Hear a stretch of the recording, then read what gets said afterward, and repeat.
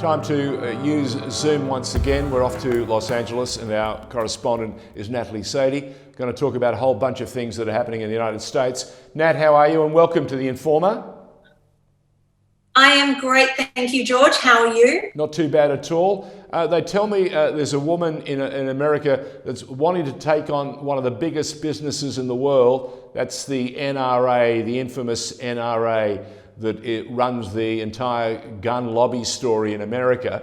Her name is Letitia James. Is she going to make it? Is she going to make a dent? Look, it is possible that she may do. Some people are calling this a political move because Letitia is a Democrat, and this is all happening obviously very close to the presidential election.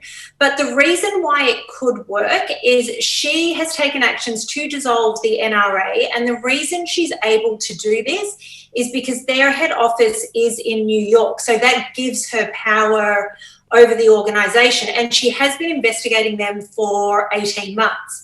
So it's quite possible. The issue is, if she is successful, they can then go and start up in another state. So that's where, you know, things are a bit all over the place. So what you're saying to me, is there are 50 other states in the United States. Correct. I know, it's mind-blowing news, but it's the way it is. So one of the other big things to note here is this is actually a civil proceeding, so it is not a criminal proceeding, so there will not be jail time for anyone involved in the NRA, and it is for people being charged and investigated along with the NRA as a whole.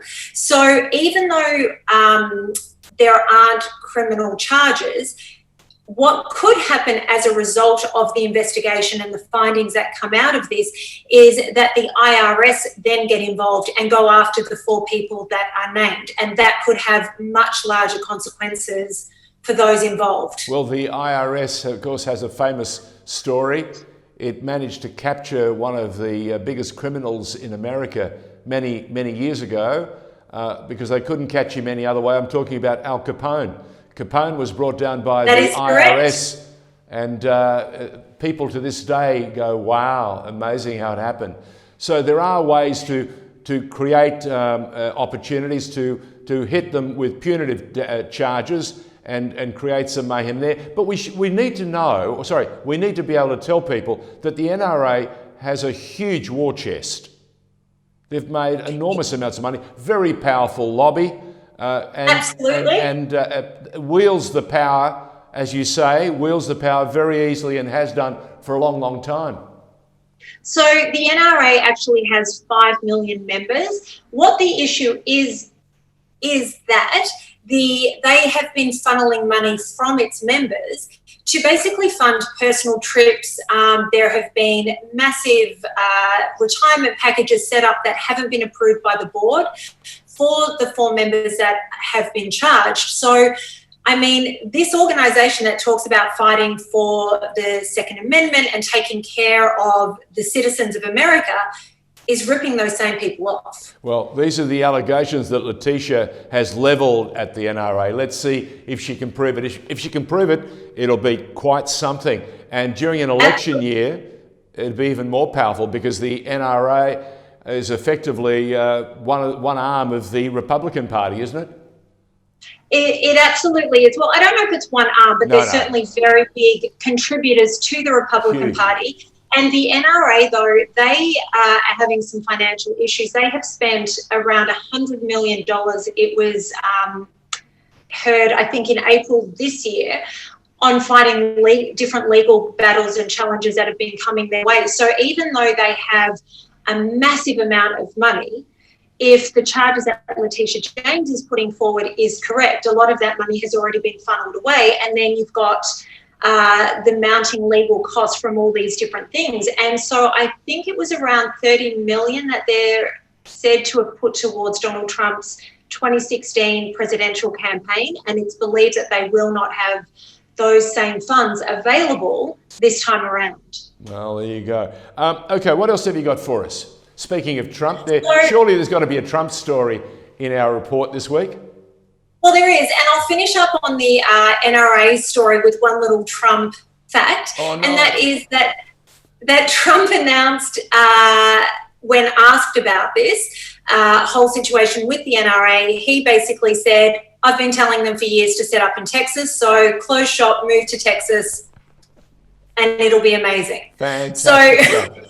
Fantastic. It'll be amazing to see if that happens. All right. So the other thing that's going on over here is when coronavirus first started and it was announced that it was a pandemic, there was a package put together for those that had to go onto unemployment benefits. And on top of the usual unemployment benefits that are given to Californians specifically, they normally get about $350. It does vary from state to state. The federal government put in place a order that an extra $600 per week for each person on unemployment benefits. Now that order expired on July 31st. So it's been going through Congress, trying to get an extension of the package, a new package agreed to. They weren't coming to any sort of agreement. So on Saturday, Donald Trump announced that they would be adding $400 to unemployment per week from the 1st of August until December 27th. The issue with this is it was done by executive memorandum, so it hasn't come through Congress, so there's every chance that this directive could be challenged in the courts. Nancy Pelosi hasn't made a statement either way as to what she's planning on doing. But the thing with this particular order is that the federal government would pay $300 of the extra $400 per week, and then the states would need to pay the last $100 to reimburse that figure. Yeah, correct. And so the issue is Governor Newsom, governor of California, has come out and said, we just don't have the money. Ooh. We already have a massive deficit. We cannot make up that difference. And so the interesting thing going forward is going to be whether states can actually afford that, or whether the federal government has to come up with another plan or foot the bill in its entirety. Look, as you said, each and every time we get together, you give us much to consider and much to think about, the goings on. But tell me personally, how have you felt living in Los Angeles the last week? Are things easier, or are you still in lockdown? Look, we are